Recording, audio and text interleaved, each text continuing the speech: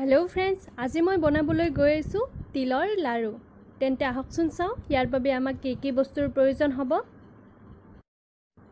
तिलर लारू बनाबर कारणे मैं लैसो 250 ग्राम तिल भालदरे धुई शुकाई लैसो। गुड़ लैसो 250 ग्राम सरू सरूक काटी लैसो। 2 सरू चामुचेरे घी लैसो। किसमिस लैसो 20-30 मान और बादाम लैसो 15 मान सरू सरूक काटी लैसो। यारे पिছত मैं केराहीটো गरम होवार पिছত तिलखिनि याते दी दिसो और तिलखिनि लो मीडियम फ्लेमत 6 मिनिट मान समय अकनमान भाजी लम। कन्टिन्युअस लराई থাকিব। 6 मिनिट मान पिছত मैं तिलखिनि प्लेट एखনত उलियाई लैसो और पुनर एकेখন केराहीते जिखिनि घी लैसिलो घीखिनि याते दी दिसो। गैसर फ्लेम तो लो करी राखिसो कारण घीखिनि बेसी जुइत दिले जलि যাব। किछु सेकेंड पिছত याते गुड़खिनि एड करी दिम। एकेलगते आधा कापतকৈ कम पानी याते एड करी दिम। मिक्स कराई लम और एखिनि मीडियम फ्लेमत 3 मिनिट मान समय गुड़खिनि भालदरे गली जोৱা লৈকে এনেদৰে मिक्स कराई থাকিম। कन्टिन्युअस लराई থাকিব। যেতিয়া ভালদৰে গুড়খিনি উতলি উঠিব বা গলি যাব তেতিয়া আপুনি এইখিনি চেক কৰাই চাব গুড়খিনি হৈছে নে নাই। লাৰু তিলৰ লাৰু বনাবৰ কাৰণে পানী লৈ লৈছো প্লেট এখনত আৰু গুড় এনেদৰে এটোপাল দি দিছো।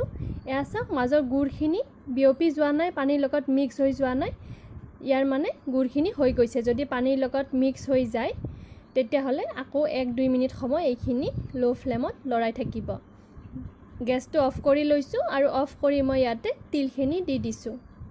একেলগতে যিখিনি মই ড্ৰাই ফ্ৰুট লৈছিলো কাজু আৰু বাদাম আৰু কিসমিস গুটেখিনি এড কৰি দিছো আৰু হৰধৰকৈ গুটেখিনি মিক্স কৰাই লব।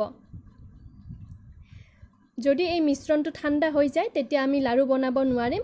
গতিকে মিশ্ৰণটো গৰমে থাকোতে লাৰুখিনি বনাই লব লাগিব। তাৰ বাবে এনেদৰে সোনকালে মিক্স কৰাই লব। মিক্স হৈ গৈছে। এতিয়া 1 মিনিট পিছত এইখিনি লৈ লৈছো। হাতত পানী অকলমান ঠাণ্ডা পানী লগাই লৈছো আৰু চামুচেৰে এচামুচ এনেদৰে মিশ্ৰণখিনিৰ পৰা লৈ লৈছো। পানী লগাই লব হাতত আৰু ঠিক এনেদৰে বনাই যাব কাৰণ বহুত গৰম থাকিব আৰু গৰম থাকোতে আপুনি এইখিনি বনাই শেষ কৰিব লাগিব। ঠাণ্ডা হোৱাৰ পিছত লাৰু ভাঙি যাব। ঠিক এনেদৰে আপুনি গুটেখিনি লাৰু বনাই লব। যদি গুটেখিনি টান মাৰি যায় গুড়খিনি তেতিয়াহলে আপুনি আকৌ একেবাৰে লো ফ্লেমত মিশ্ৰণখিনি উঠাই দিব জুইৰ ওপৰত। আকৌ অকনমান ধুনিয়াকৈ গলি যাব। তাৰ পিছত আকৌ এনেদৰে লাৰু বনাই লব। মই গুটেখিনি বনাই লৈছো। যদি ভিডিওটো চাই আপোনালোকে ভাল পালে তেতিয়াহলে লাইক কৰিব আৰু মোৰ চেনেলটোক যদি সাবস্ক্ৰাইব কৰা নাই তেতিয়াহলে নিশ্চয়কৈ সাবস্ক্ৰাইব কৰিব। এতিয়ালৈকে আহিছো, ধন্যবাদ।